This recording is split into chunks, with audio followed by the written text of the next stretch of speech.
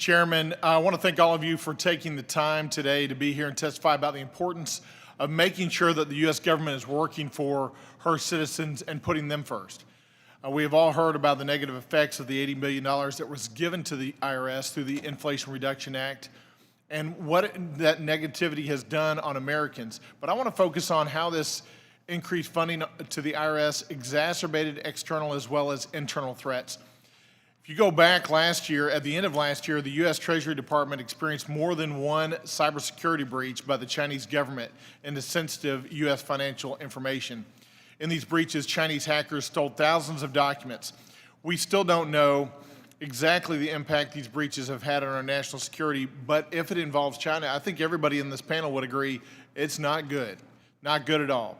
The breach comes amid a number of cybersecurity breaches all over the country due to outdated cybersecurity infrastructure that has proven to be vulnerable to foreign operatives on a number of occasions.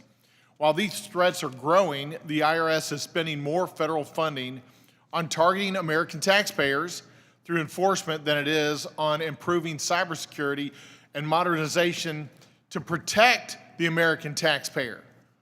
It's amazing to me.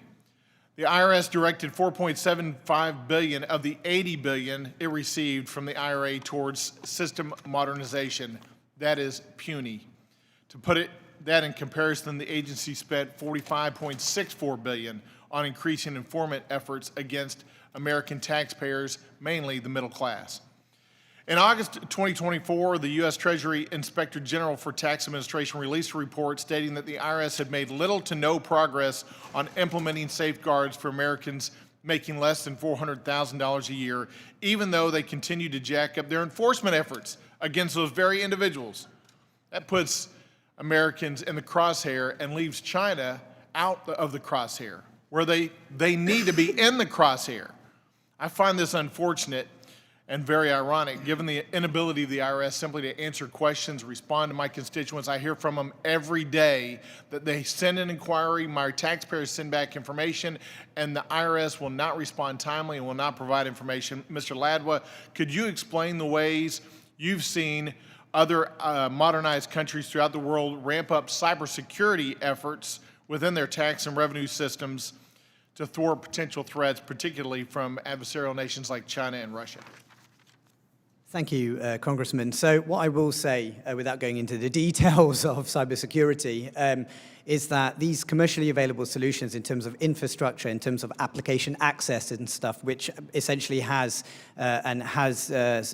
taxpayer records and taxpayer information, are battle tested and are created specifically for cybersecurity attacks by spending, us as private sector companies spend like millions, hundreds of millions of pounds ensuring that we're preventative against these types of measures.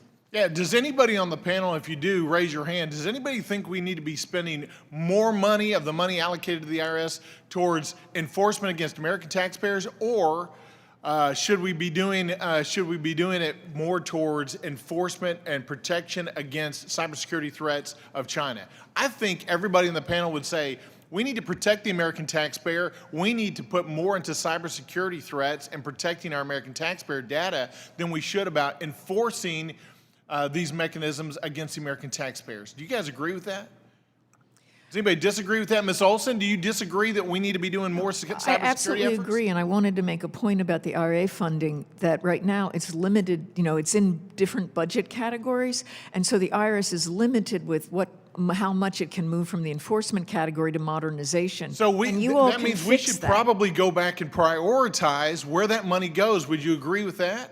And the priority should be first to protect the American taxpayer and their data from cybersecurity threats by Russia and China instead of going after them on these bogus enforcement actions. Would you agree with that? Well, I don't think they're bogus enforcement actions, but I think you need to protect them from cybersecurity check. And that should be our number one priority on the use of the money and reallocate it towards that. Would the rest of the panel agree on that? Yeah, I see the heads bobbing up and down. Mr. Sepp, considering our focus on modernization and innovation, what are some of the ways we may not have touched on yet to think that the IRS, that you think the IRS could do to make it more efficiently work for the American taxpayer?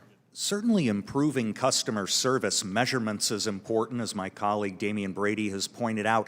Also, the quality of the advice. You know, if you manage to get through to a live assister, there are 130 topics that are considered out of scope if you ask a question.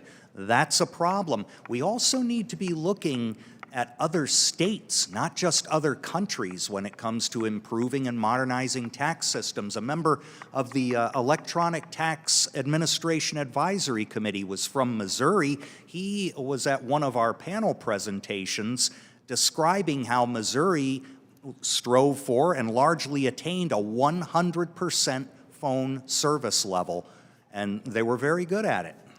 Thank you for that. My time is up. I will end by saying this. Taxpayers, in my opinion, are the client, not the target.